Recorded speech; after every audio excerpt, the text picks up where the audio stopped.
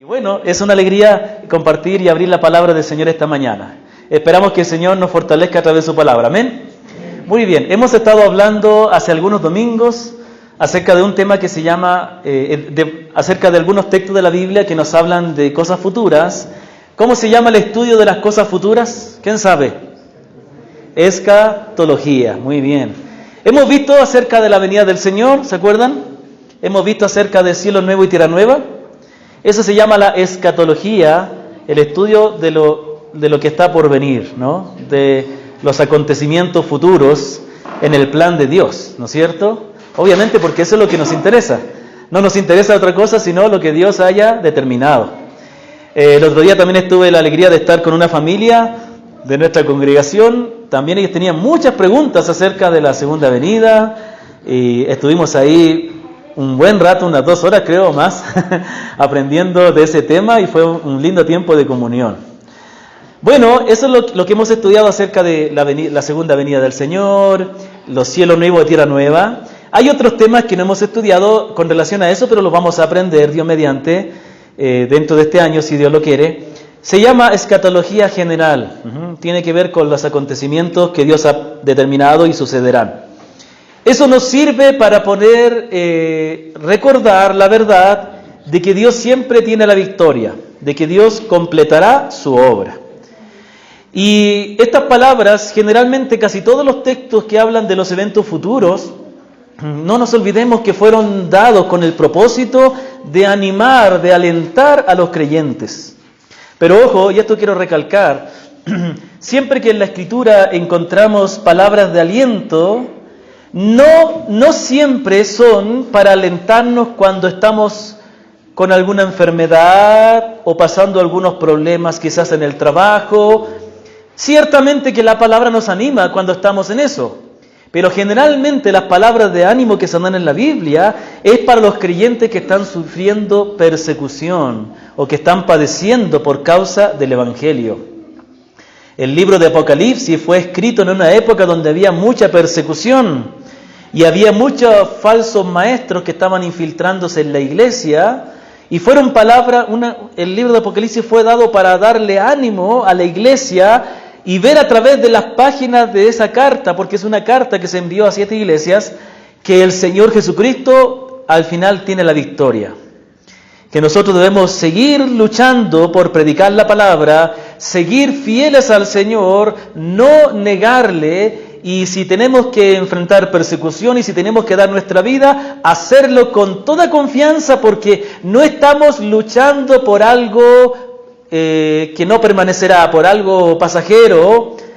No estamos luchando para un rey derrotado, sino para uno victorioso que completará sus propósitos. Nunca nos olvidemos de eso, y eso nos tiene que alentar a consagrar más nuestra vida, hermanos. No nos contentemos con vivir una vida tranquila sin hacerle mal a nadie. Los creyentes somos personas que somos llamados a arriesgar nuestra vida, porque más importante que nuestra vida es la causa del Señor, la gloria de Él, la misión que nos encargó, más importante que nuestra propia vida. No nos olvidemos. Bueno, hoy quiero seguir hablando de la escatología, pero este tema que voy a hablar se llama escatología, sé que no me logro olvidar, escatología personal. Sí, escatología personal, si no me equivoco en el término. Tiene que ver no tanto con los planes que Dios tendrá, sino cuál será el futuro de los creyentes como individuos. Siempre quiero recalcar que a mí no me gusta mucho usar la palabra individuo, ni nada que tenga que ver con individualismo, porque la fe cristiana es todo menos individualista. Pero lamentable es que el cristianismo de hoy es muy individualista. ¿No es cierto? Vamos a la iglesia y nos perdemos en la multitud, en esta pequeña multitud que hay aquí, y vengo a adorar a Dios, yo y Dios. No, somos nosotros y Dios. Nunca me voy a olvidar, en Chile tuvimos una anécdota bien bonita. Fuimos a una iglesia hermosa, lindos hermanos esa iglesia. Tuvimos una cena del Señor bien emotiva. Una cena del Señor donde todos dieron gracias, al mismo tiempo oraban porque el Señor murió por nosotros, y fue algo que me emocionó mucho ver el agradecimiento que los hermanos tenían cuando oraban por el sacrificio del Señor. Pero en todo el culto me llamaba la atención una hermana que estaba al final, solita. Me acuerdo que estaba como 4 bancas vacías y al final estaba ella. Y todos estaban adelante y ella atrás.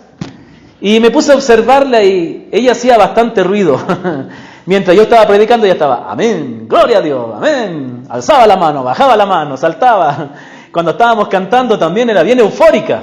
Entonces yo me acerco a saludarle muy amablemente y ella me dice, perdón, pastor, si interrumpí, lo que pasa es que a mí me gusta alabar al Señor así. Y generalmente las iglesias les molesta, por eso que he ido por varias iglesias. Y espero que aquí no les moleste a los hermanos, si ya me va a tocar ir, porque a mí me gusta alabar al Señor así, lo siento, no puedo evitarlo.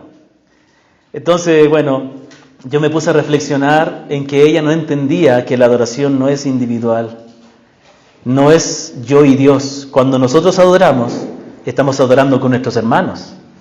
De modo que nos tiene que importar o nos tiene que preocupar si yo estoy haciendo algo que distraiga a mis hermanos, porque no estoy adorando yo solo a Dios, estamos adorando juntos, ¿me comprende? Sin embargo, hay ciertos aspectos individuales también en la fe. Por ejemplo, cuando el Señor llama a las personas, las llama individualmente, ¿no?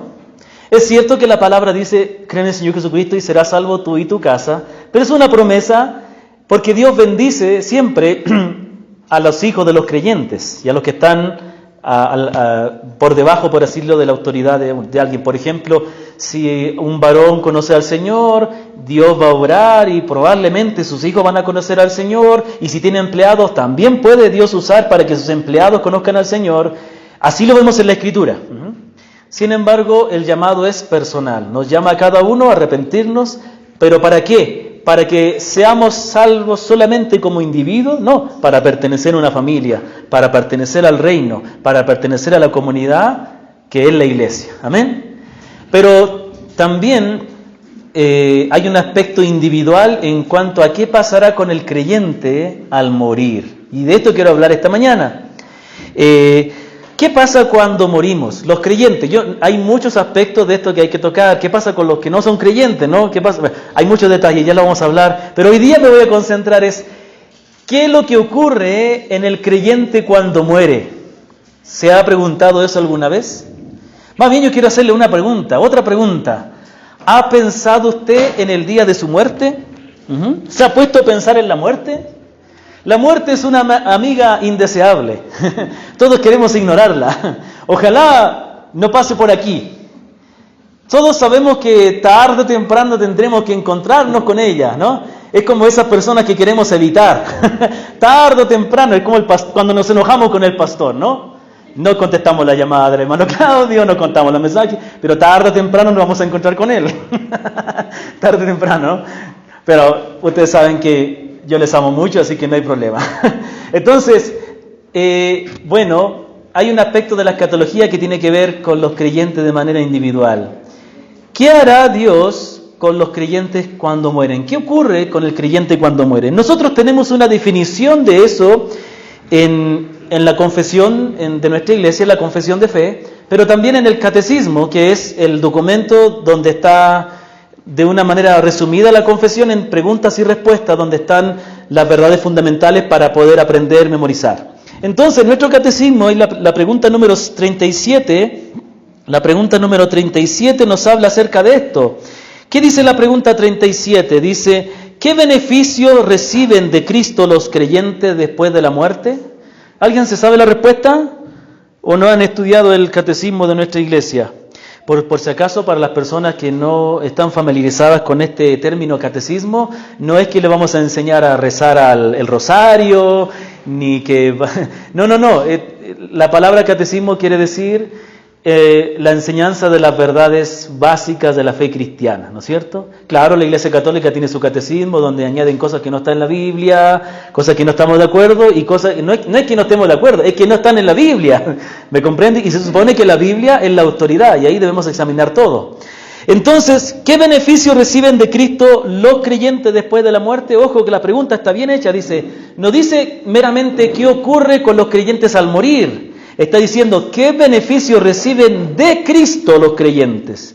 Todo lo que los creyentes tenemos y lo que tendremos es por Cristo.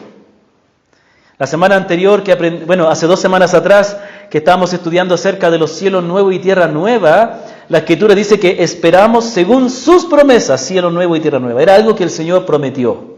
Era algo que el cielo nuevo y tierra nueva es algo que el Señor nos da gracias a su sacrificio.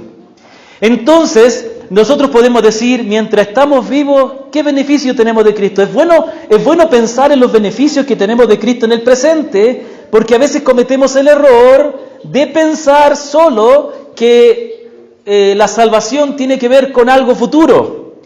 Y ese error lo cometemos cuando predicamos el Evangelio. Cuando predicamos el Evangelio, ¿qué le decimos a la gente? Tienes que arrepentirte, tienes que confiar en Cristo para que cuando mueras vayas al cielo. ¿Y ahora que estás vivo, qué? ¿Tengo que esperar hasta la muerte para recibir los beneficios? No. Los beneficios comienzan a vivirse en el momento en que el Señor nos salva aquí en la tierra.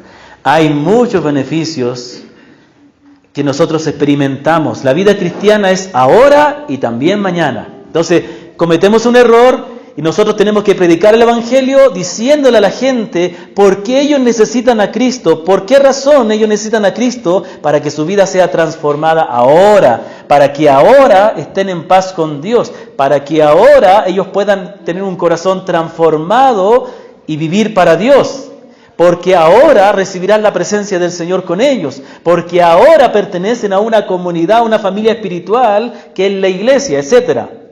Pero también hay beneficios que se reciben al morir y también hay beneficios que se recibirán cuando venga el Señor. Por ejemplo, ¿qué beneficio recibirán los creyentes cuando venga el Señor en su segunda venida? A ver, ¿quién me puede dar uno? Un hito.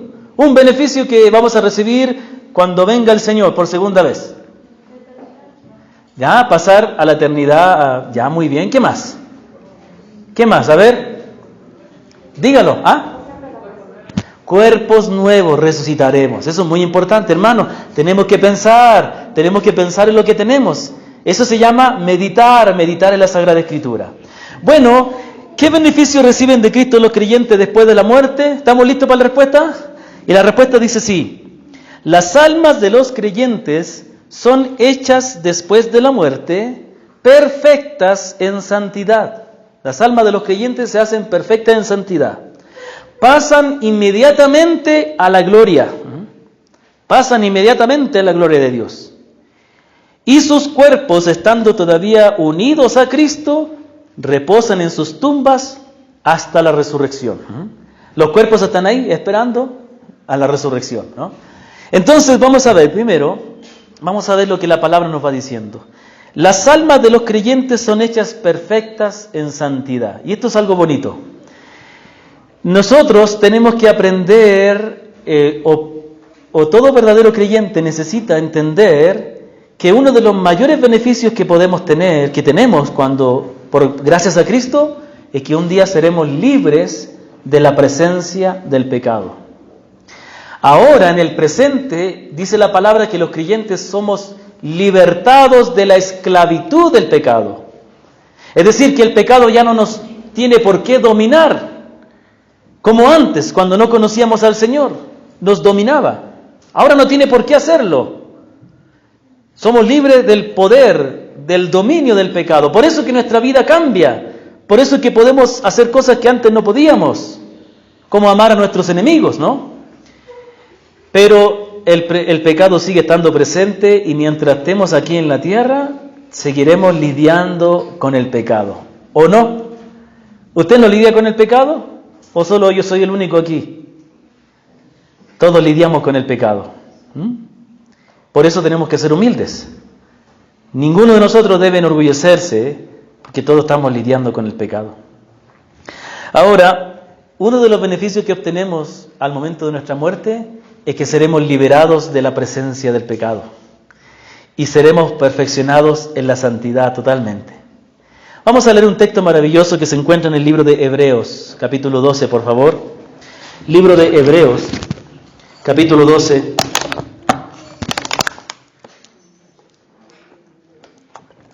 ¿Ya lo tenemos ahí? Vaya a buscarlo, por favor, el libro de Hebreos. Hebreos es un hermoso libro, un poco difícil de entender algunas partes, pero es un libro maravilloso como toda parte de la Escritura. La palabra del Señor dice en el libro de Hebreos, mostrando a los creyentes la grandeza del nuevo pacto.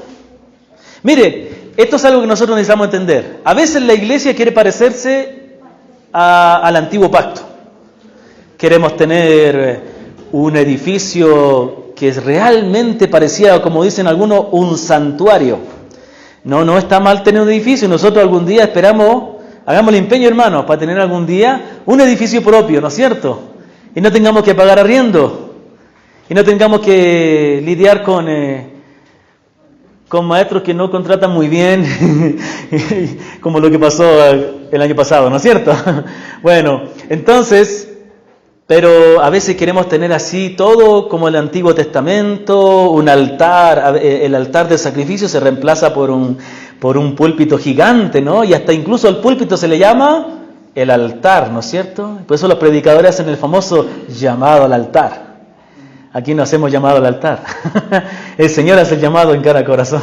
Entonces, nos queremos parecer al Antiguo Testamento. Qué glorioso de haber sido, ¿no? Ir al templo cubierto de oro, con los cantores ahí, que se le llamaba, ¿no? Ahora sería cantante, ¿no? Los cantores, todo el tremendo coro de miles y miles, o de cientos, ¿no? Que organizó David. ¿Ah? De un altar inmenso de bronce donde continuamente estaba humeando por los sacrificios que hacían. Y los sacerdotes con sus vestiduras especiales, con sus piedras preciosas acá adelante. Era magnífico, glorioso. Pero la palabra dice que lo que nosotros vivimos ahora es más glorioso que eso. ¿Cómo así? Porque ahora estamos viviendo la realidad. Todo eso era sombra. Y como era sombra de lo verdadero, tenía que ser revestido de belleza, pero realmente lo más bello es la realidad. Imagínese que usted tiene algún hermano que vive en otro país, ¿ya? En Estados Unidos. Usted tiene a su hermano allá, le quiere harto y tiene una foto grande así, una gigantografía en su casa para verle todos los días. Y tiene ahí adornado una florecita, usted le mira todos los días a su hermano. Linda la foto, ¿no? E incluso en la foto él está de traje y corbata como cierto, bueno, con traje como un hermano que estuvo hoy día leyendo, bien elegante, y con su mejor pinta, ¿no? Y después viene su hermano de allá y viene solamente con camiseta y jeans. No se ve tan bonito como en la foto, pero ¿qué es mejor? ¿Tener la foto de él o verle en realidad? Ver la realidad, ¿no es cierto? Entonces nosotros estamos viviendo la realidad de lo que el Antiguo Testamento prometía. Miren lo que dice Hebreos 12, versículos 18 al 24. Nosotros tenemos que valorar el momento en que nos encontramos. Dice Hebreos 12, 18 en adelante, porque no os habéis acercado al monte que se podía palpar y que ardía en fuego, a la oscuridad, a las tinieblas y a la tempestad, al sonido de la trompeta y a la voz que hablaba, la cual los que la oyeron rogaron que no se hablase más, porque no podían soportar lo que se ordenaba. Si aún una bestia tocar el monte, será apedreada o pasada por dardo. Y tan terrible era lo que se veía que Moisés dijo, estoy espantado y temblando. Entonces, mire lo que estoy diciendo, no os habéis acercado a ese monte que humeaba, donde había sonido de trompeta y todo, que era el monte Sinaí. Piense por un momento lo que debe haber sido para ellos estar en el monte Sinaí. Ver ese tremendo monte que humeaba con truenos, relámpagos, voces de trompeta, tanto que si un animal se acercaba al monte, a esa parte había un límite, ¿no? Tenía que morir. Era glorioso y a la vez terrorífico, porque la gloria de Dios es tan impactante que causa terror por causa de nuestro pecado, ¿no? Pero aunque eso pudo haber sido glorioso, ahí dice que nosotros, en cambio, nos hemos acercado a algo más glorioso. Miren lo que dice el versículo 22. Si no habéis acercado a ese monte que humeaba, sino que os habéis acercado al monte de Sión, a la ciudad del Dios vivo, Jerusalén la celestial, a la compañía de muchos millares de ángeles, a la congregación de los primogénitos que están escritos en los cielos, a Dios, el juez de todos, a los espíritus de los justos hechos perfectos, a Jesús, el mediador del nuevo pacto, y a la sangre rociada que habla mejor que la de Abel. Está diciendo que nosotros por la fe, aunque no podemos verlo con nuestros ojos, por la fe nos hemos acercado a algo mucho mejor que ese monte que humeaba y tenía sonido de trompeta. Nos hemos acercado a la misma presencia del Dios creador y eterno, al mismo Cristo, a la compañía de millares y millares de ángeles y de creyentes, de santos que están en los cielos de todos los tiempos. ¿Me comprende lo glorioso que es? El problema es que no lo vemos con nuestros ojos. Por eso es que nos cuesta captar la gloria de lo que tenemos. Pero que lo que pasa es que nosotros lo creemos y lo experimentamos por fe, con entendimiento. Cuando entendemos que esta es la bendición que nosotros tenemos, ahí la valoramos. La fe cristiana tiene que ver mucho con el entendimiento. Hay cosas que valoramos cuando las entendemos, si no, no. Hay personas, por ejemplo, que no las entendemos, pero cuando las conocemos, ahí las valoramos. Ahí valoramos sus virtudes cuando les conocemos. Y lo mismo es con las cosas del Señor. Aquí dice que nos hemos acercado a la compañía de millares. Y ¿sabe que este texto lo usaban los primeros cristianos a la hora del culto para recordar a los creyentes? Algo que nosotros, yo sabía, pero lo vine a entender hace poco tiempo y tengo que enseñarle, es que cuando estamos en el culto, estamos en la presencia del Señor, ¿o no? ¿Y quién está en la presencia del Señor? Los millares de ángeles y todos los creyentes de todos los tiempos. Entonces, en este momento, eso entendían los primeros cristianos, cuando nosotros estamos en el culto reunidos en el nombre del Señor Jesucristo, en este momento estamos nosotros y todos los ángeles y todos los creyentes en los cielos adorando junto al Padre. Por eso es que el culto es algo muy sagrado, algo muy importante, ¿me comprende? Y entonces dice que dentro de todas esas cosas, dentro de todos esos seres espirituales y todos esos millares que están en los cielos, ¿quién está? Dice versículo 23, a la congregación de los primogénitos que están inscritos en los cielos, a Dios el juez de todos, a los espíritus de los justos hechos perfectos. Ahí se refiere a todos los creyentes de todos los tiempos, los que ya están con el Señor. También se puede referir a los creyentes, a los que fueron salvos desde el Antiguo Testamento también. Pero está hablando de los justos, aquellos que han sido justificados por Dios, sea del antiguo pacto, sea del nuevo, pero cuyos espíritus han sido hechos perfectos. Es decir, que ellos ya no están lidiando con el pecado, que los creyentes que han partido y están con el Señor ya no están lidiando con el pecado, ya no están luchando con la carne, ya no están luchando con su carácter, con sus deseos, no están luchando con sus ojos, con sus pensamientos. Ellos están perfectos, a la imagen del Señor Jesucristo. Yo me preguntaba cuando yo estudiaba este texto, ¿por qué será esto así? Y ya les voy a dar mi conclusión. Pero hay otro texto que nos habla un poco de esto, está en Apocalipsis capítulo 6, versículos 9 al 11. Apocalipsis capítulo 6. ¿Sabe que Apocalipsis es un libro fascinante? Yo me he estado dedicando hace algún tiempo a leerlo con más detalle y estoy comprendiendo más o menos de qué se trata. ¿Por qué? Porque cuando uno lo lee así rápido, uno no entiende nada. Pero cuando uno se detiene, ahí comienza a ver lo glorioso que es. Y el libro de Apocalipsis nos da una vista de lo que está ocurriendo en el cielo, de lo que ocurre en el cielo, en la presencia del Señor. Nos da una vista de lo que será, de lo que es en este momento en la presencia del Señor y lo que será. Dice, cuando abrió el quinto sello, vio bajo el altar las almas de los que habían sido muertos por causa de la palabra de Dios y por el testimonio que tenían. Eran mártires que habían muerto por el Señor. Y clamaban a gran voz diciendo, ¿hasta cuándo, Señor santo y verdadero, no juzgas y vengas nuestra sangre a los que moran en la tierra? Mire, están las almas de los creyentes que murieron por causa de Cristo. ¿Sabe que usted sabe cuál fue una de las épocas donde más murieron cristianos? Esa es la Edad Media, por la Santa Inquisición. Este tribunal de la Iglesia Católica Romana, donde condenaba todo aquello que estuviera en contra de las leyes de la iglesia. Y muchos cristianos murieron ahí. Esa fue una época donde murieron muchos cristianos. Nosotros con nuestras hijas leemos un libro que se llama Héroes de la Reforma para niños.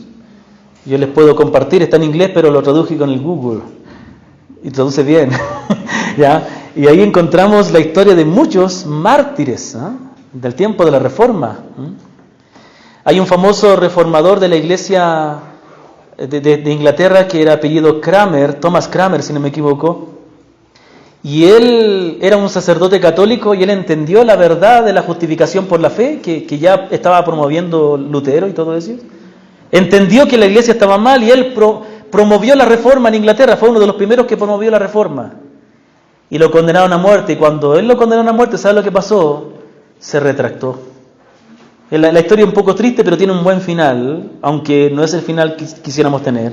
Se retractó, dijo, no, ya, renuncia a la fe reformada. Y volvió al catolicismo. Pero resulta que después, al final de sus días, volvió, se arrepintió de haberse retractado y volvió a confesar la fe cristiana, la fe bíblica. ¿Y sabe lo que pasó? Ya tenía como unos 60, 70 años, fue condenado a la hoguera. Y él fue y murió por Cristo.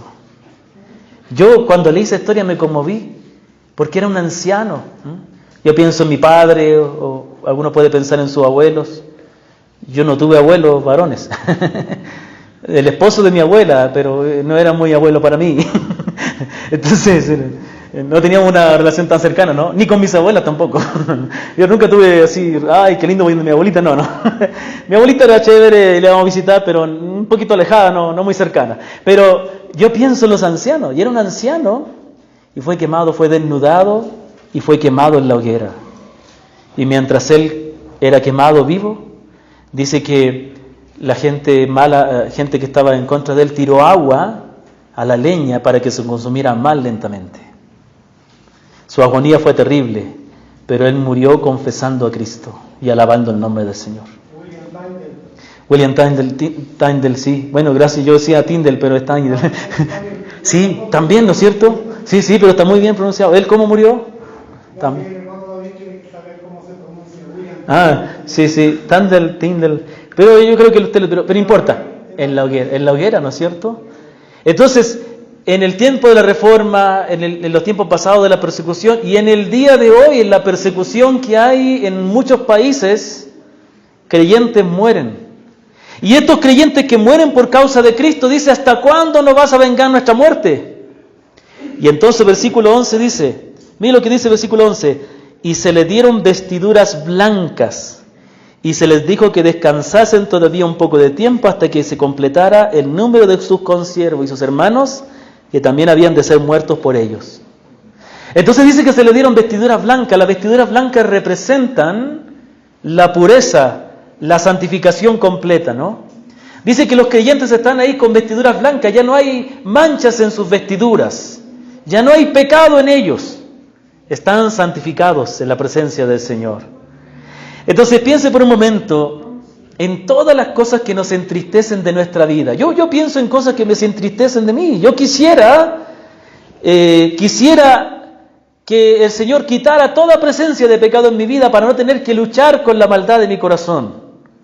Hermano, ¿es así o no? Sí, tenemos que reconocerlo. Luchamos.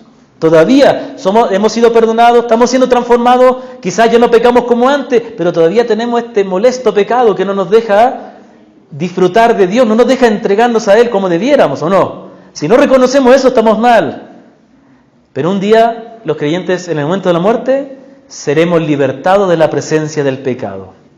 ¿Y por qué es esto? Bueno, yo estuve meditando, ¿cómo es esto? A ver, ya, está bien, ahí dice que las almas de los creyentes han sido hechas perfectas, pero ¿por qué? ¿Cómo? A ver, y entonces encontré un texto que me ayuda a entender que ¿por qué en la muerte el creyente es santificado? ¿Por qué? Porque pues si la Biblia dice que en la resurrección seremos transformados, ¿no es cierto? Y en la resurrección tendremos cuerpos glorificados. Pero ¿por qué los creyentes ahora, cuando mueren, pierden la presencia del pecado? Déjenme explicarle por qué. Con las palabras del apóstol Pablo. El apóstol Pablo en el libro de Romanos, capítulo 7, 21 al 25, Romanos 7, 21 al 25, él expresa está expresando él algo personal. Él expresa la frustración que siente al luchar con el pecado, ¿no? Él expresa la lucha que él tiene y ahí nos da una pista.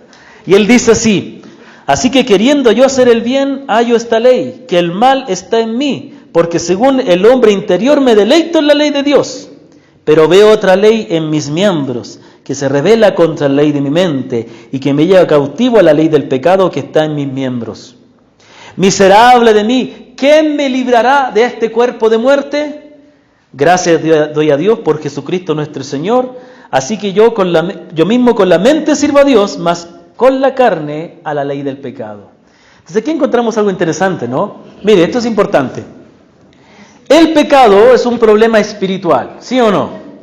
Yo por ponerme una vacuna no se me va a terminar el pecado, ¿no? Puede que alguna enfermedad el cuerpo la pueda enfrentar mejor, pero el pecado va a estar ahí, ¿no? Tampoco le puedo ir al doctor y que me hagan, no sé, algún trabajo en mi mente, en mi cerebro. El pecado va a estar ahí, es un problema espiritual, pero el pecado está íntimamente ligado al cuerpo. Eso es lo que dice Pablo aquí. ¿Quién me librará de este cuerpo de muerte?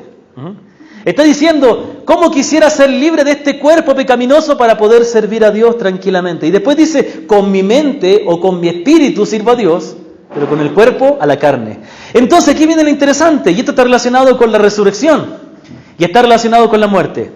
Y ahora entendemos por qué los impíos, cuando mueren, ellos tampoco no se liberarán del pecado. Mire, el creyente cuando muere es hecho perfecto en santidad, porque gracias a Cristo, quien nos libra de la maldición del pecado, el creyente es liberado del cuerpo pecaminoso. ¿Me comprende? Por esa razón, cuando el creyente resucita, ya no resucita con el cuerpo exactamente. Es difícil porque a veces la palabra nos da a entender de que es el mismo cuerpo, pero glorificado.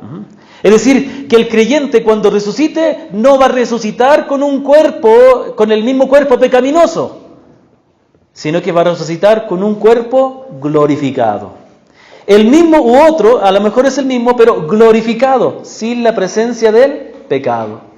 Entonces, nosotros en nuestro corazón no nos pasa lo mismo que a Pablo, que nosotros en nuestro corazón queremos agradar a Dios, que en nuestro deseo honrar al Señor, pero nuestros deseos, la carne, nuestro carácter, muchas cosas no nos dejan, ¿no es cierto?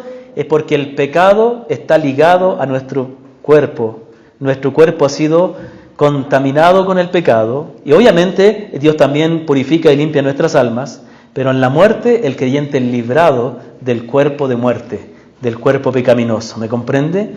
Y es hecho perfecto, y resucitará con un cuerpo glorificado, ya no con el cuerpo que estaba ligado al pecado. ¿Sí me doy a entender? Ahora estamos en un proceso de santificación, el Señor nos va limpiando, nos va transformando. Entonces, el primer beneficio maravilloso es que el creyente será liberado de la presencia del pecado. El creyente será hecho perfecto en santidad. ¿Amén? Entonces, estas no son razones para anhelar la muerte. Vamos a ver que, aunque la muerte del creyente es un estado bendecido, no es para lo que hemos sido creados. Fuimos creados para vivir en un cuerpo y por eso necesitamos resucitar. ¿Me comprende? Entonces, claro, un creyente cuando muere está en un lugar hermoso, vamos a ver. Pero más hermoso es estar vivo con Cristo, en los cielos nuevos y tierra nueva. Entonces, segundo, las almas de los creyentes pasan inmediatamente a la gloria. Pasan a la presencia del Señor. El Señor Jesucristo estaba crucificado, ¿se acuerdan? Y uno de los malhechores clamó por salvación, diciéndole, Jesús, Señor, acuérdate de mí cuando vengas en tu reino, ¿no? ¿Y qué le dijo el Señor? De cierto te digo que hoy estarás conmigo en el paraíso. Entonces Él le aseguró al hombre, mira, ¿sabes qué? Muere tranquilo, porque hoy estarás conmigo en el paraíso. ¿Amén? Entonces, ese creyente, ¿cómo había muerto ese hombre? Yo pienso que cuando él fue crucificado, él estaba aterrado. Estaba aterrado porque sabía que iba a morir y había cometido mucho pecado. Era culpable. Si la muerte en la cruz era doloroso, peor sería el castigo de Dios. Pero ahora él sabía que sus pecados habían sido perdonados, que Cristo, el Rey, le perdonó, que cuando cerrara sus ojos en este mundo, los abriría en la presencia de Dios con Cristo. Amén. La palabra nos dice también en 2 de Corintios capítulo 5, el apóstol Pablo expresando también acerca de la lucha del creyente y del cuerpo del creyente. Dice, porque sabemos que si nuestra morada terrestre, este tabernáculo, se deshiciere, tenemos de Dios un edificio, una casa no hecha de manos eterna en los cielos. Y por esto también gemimos, dice el apóstol Pablo, deseando ser revestidos de aquella nuestra habitación celestial, pues así seremos hallados vestidos y no desnudos. Porque asimismo los que estamos en el tabernáculo gemimos con angustia, porque no quisiéramos ser desnudados, sino revestidos, para que lo mortal sea absorbido por la vida. Mas el que nos hizo para esto mismo es Dios, que Él nos ha dado las arras del Espíritu. Así que vivimos confiados siempre, y sabiendo que entre tanto que estamos en el cuerpo, mire, y aquí dice, sabemos que aunque estamos, en tanto que estamos en el cuerpo, estamos ausentes al Señor. Porque por fe andamos, no por vista, pero confiamos y más quisiéramos estar ausentes del cuerpo y presentes al Señor. Entonces, ahora estamos presentes en el cuerpo aquí, pero estamos ausentes al Señor. Claro, el Señor está con nosotros, por la fe y por el Espíritu estamos en la presencia de Él, pero nosotros no estamos todavía en la presencia de Él como quisiéramos, ¿no? Y eso en la muerte, el creyente está ausente ya en el cuerpo aquí en la tierra, pero presente delante del Señor. Entonces es maravilloso saber que cuando morimos los creyentes, vamos a la presencia de nuestro amado Señor, que Él nos recibirá. En la presencia de Dios hay plenitud de gozo, dice la Escritura. Ahora el apóstol Pablo también expresa la lucha que siente en su corazón. Por un lado, él sabe que va a morir, porque, bueno, el apóstol Pablo siempre pensaba que iba a morir, porque siempre lo tomaban preso, siempre le pegaban en las sinagogas, lo echaban a la cárcel. Él sabía que una de esas ya no iba a salir. Y entonces el apóstol dice en Filipenses 1:19, porque yo sé que por vuestra oración y la suministración del Espíritu de Jesucristo, esto resultará en mi liberación. Él sabía que por la oración de los hermanos, finalmente sería liberado. Sin embargo, mire lo que dice después, conforme a mi anhelo y esperanza de que nada será avergonzado, antes bien, con toda confianza, como siempre ahora, también será magnificado Cristo en mi cuerpo, o por vida o por muerte. O sea, estoy tranquilo porque el Señor va a ser glorificado, sea que viva o sea que muera. Esa es una buena pregunta que debemos hacernos, ¿no? ¿Cristo es glorificado en tu vida o en tu muerte? Dígame, ¿por dónde será más glorificado el Señor? ¿Cuando mueras para que por fin dejes de deshonrar al Señor? ¿O también Dios es glorificado cuando vives? Y Él dice, Dios va a ser glorificado conmigo, ya sea que viva o que muera. ¿Por qué? Porque para mí el vivir es Cristo y el morir es ganancia. Porque ciertamente que Dios va a ser glorificado cuando muramos, pero ¿está siendo glorificado cuando vivimos? ¿Estamos viviendo de una manera que le honremos? Y entonces, versículo 22 dice, mas si el vivir en la carne resulta para mí en beneficio de la obra, no sé entonces qué escoger. Como si él pudiera elegir morir, ¿no? Y él dice, no sé qué escoger. O el Señor me lleva o me quedo. Chuta, si me quedo va a ser de bendición, porque yo sé que los hermanos necesitan la palabra, necesitan la enseñanza. Porque de ambas cosas estoy puesto en estrecho, teniendo el deseo de partir y estar con Cristo, lo cual es muchísimo mejor, pero quedar en la carne es más necesario por causa de vosotros. Es como que dice, el estar con Cristo es mucho mejor, pero es necesario que me quede con ustedes. no es tan entretenido, no es tan maravilloso, pero eso es lo que hay que hacer, ¿no? Bueno, el apóstol Pablo tenía un gran amor por los hermanos, por eso tenía esa lucha, ¿no? No es como algunas veces nosotros, ¿qué no importa nomás? No importa los hermanos. No es así. Nosotros tenemos que tener amor por los hermanos como tenía el apóstol Pablo. Él sabía que iba a estar en la presencia del Señor si moría, pero él también pensaba en la iglesia. Y tenemos que amar la iglesia, hermano. No tenemos que menospreciar a nuestra congregación como para olvidarnos de nuestros hermanos o irnos nomás como si nada. Ha causado tanta tristeza que hay personas que a veces como que ya dejan de venir. ¿Y qué pasó, hermano? No, ya estoy yendo a otra iglesia. Gracias por avisar. Gracias, te importábamos tanto que ni nos avisaste. ¿Me comprende? Otra cosa es cuando se avisa, ¿no es cierto? Se avisa y da tristeza y se hacen las cosas ordenadamente porque hay un valor, ¿no es cierto? Hay un amor que sentimos. Bueno, entonces el apóstol Pablo dice que la lucha de él es que él sabe que si él va a partir con Cristo, es muchísimo mejor. Teniendo el deseo de partir y estar con Cristo, lo cual es muchísimo mejor. Por lo tanto, vemos aquí que la Escritura no enseña tal cosa como el purgatorio, ni tampoco enseña la aniquilación o el sueño del alma, donde la persona muere y es como que se apaga el televisor y después despierta, ya sea para juicio o para vida eterna. No, la palabra dice que el creyente cuando muere, claro, su cuerpo ya no está, muere este mundo, ya no está, ya no vive aquí en la tierra, ya no podrá hablar, ya ahí estará su cuerpo en la tumba. Uno irá a ver la tumba, pero él nada sabrá de acá, pero por otra parte estará presente al Señor, estará ahí con el Señor, viendo al Señor, a los millares y millares de ángeles, esperando el día de la resurrección. ¿No es maravilloso eso, hermanos? Podemos pensar en algunos familiares que conocieron al Señor y murieron. Podemos pensar en hermanos que han partido aquí de la congregación y podemos decir, tenemos la tranquilidad de que ya no está con nosotros, pero está con el Señor. Y eso de que está con el Señor no es una frase solamente que decimos en los velorios por educación, sino que para nosotros es una realidad, es lo que realmente creemos. Creemos que si morimos, estaremos con el Señor. El mismo Esteban, cuando estaba siendo condenado a muerte, dijo, Señor, mientras estaba siendo apedreado, recibe mi espíritu, recíbelo, Señor. Él sabía que el Señor le iba a recibir. Mire, aunque no puse aquí en la lista, hay un texto que a mí me ha dado mucho ánimo. ¿Por qué me ha dado ánimo? Porque créanme que esto de la muerte a mí me ha causado a veces tristeza. Mire, la muerte para el creyente es un estado en la presencia del Señor, es un estado de gozo, pero tampoco es el propósito final, ¿no? Nosotros vamos a vivir en cielos nuevos y tierra nueva.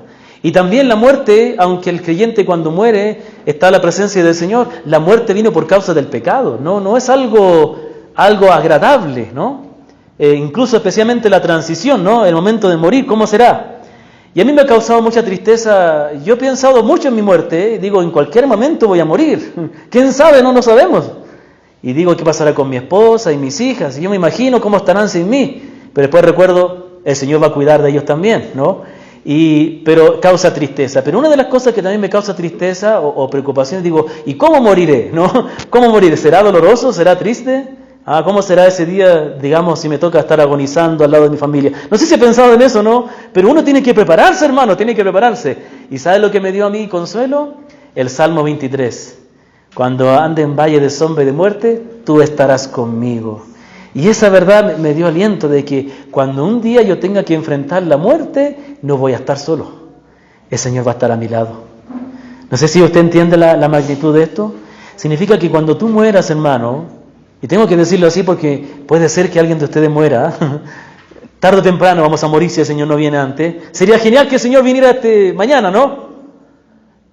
Y justo uno muere hoy día. No, igual va a ir con el Señor, ¿no? Como dice Tesalonicenses. Pero, hermano, vamos a morir. Algunos de nosotros vamos a morir. No sabemos cuándo. Algunos quizás mueran este año. ¿Sabe? Puede sonar duro lo que estoy diciendo, pero para los creyentes de los primeros cristianos esto era una realidad. Imagínense en el año 100, 200 después de Cristo, los creyentes en la ciudad de Roma. Hoy Roma todo, ¿no es cierto? Era el imperio romano ahí estaba el emperador. Y los creyentes se reunían en las catacumbas, en los túneles, donde sacaban el material para construir la ciudad.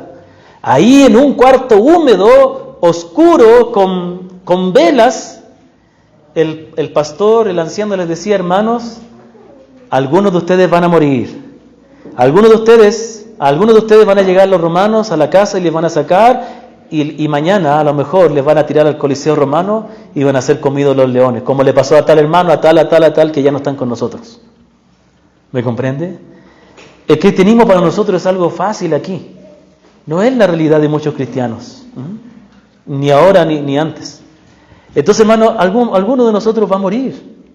Pero ¿sabe qué? Si tú realmente eres un creyente, porque tienes que asegurarte de que seas un verdadero creyente, el Señor va a estar contigo. El Señor no te va a dejar solo en ese momento. el Señor va a estar acompañándote, va a pasar contigo ese valle y te va a recibir en su presencia. ¿Sí? Esta misma preocupación que tiene usted y tenemos nosotros la tuvo el Señor Jesucristo. Sí. Ajá. Esta moría en la cruz le entregó a su madre. Sí. Exacto. Entonces Él sintió lo que nosotros sentimos, Jesucristo, pero todos tenemos que acudir al Padre, pues. Exacto. Encargarle al Señor, dejarle en las manos de Él. Gracias, mi hermano. Sí, es normal. El Señor sintió esa preocupación. No van a ser como una hermana muy querida que cuando estaba enferma de muerte le preocupaba quién se va a quedar con sus animalitos.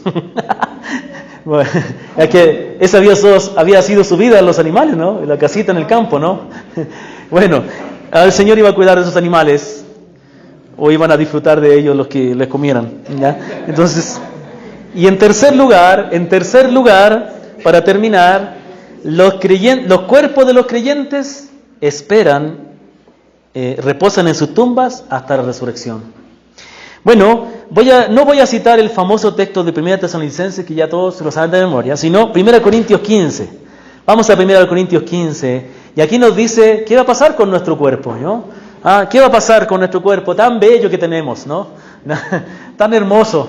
¿Qué pasará cuando venga el día de la muerte? Bueno, el cuerpo se descompondrá, pero tranquilo que para el Señor no hay nada imposible, ¿no? Él es Dios, Él puede juntar las moléculas, ¿no? Y dice que nosotros resucitaremos, ¿no? Resucitaremos. Mire, esto de la resurrección es muy importante. El otro día me hacía una persona muy querida, me hizo una pregunta. Me dijo, ¿pueden los creyentes cuando mueren su cuerpo ser cremado? O sea, quemarlo, ¿no? ¿Puede ser cremado? Entonces yo le decía, mira, es una buena pregunta, ¿no? Bueno, yo me podía pensar, ¿cuántos creyentes no murieron quemados? Si fuera si eso fuera un impedimento, se fregaron, ya no van a poder resucitar. No, la palabra dice que Dios va a resucitar, va a volver a la vida, ¿no? ¿Hay algo imposible para el Señor o no? Sí, Él hizo con el poder de su palabra. En el Antiguo Testamento, como nuestro hermano nos recuerda, hay un profeta al cual Dios le envió a predicar a un valle de huesos secos. Y le dijo, predica, pero Señor, si son puros huesos nomás. Predica, te digo. Y él predica y empieza a predicar, a profetizar, y los huesos comienzan ahí a moverse. Parecía película de terror. Y se empiezan a unir, como que tuvieran imanes.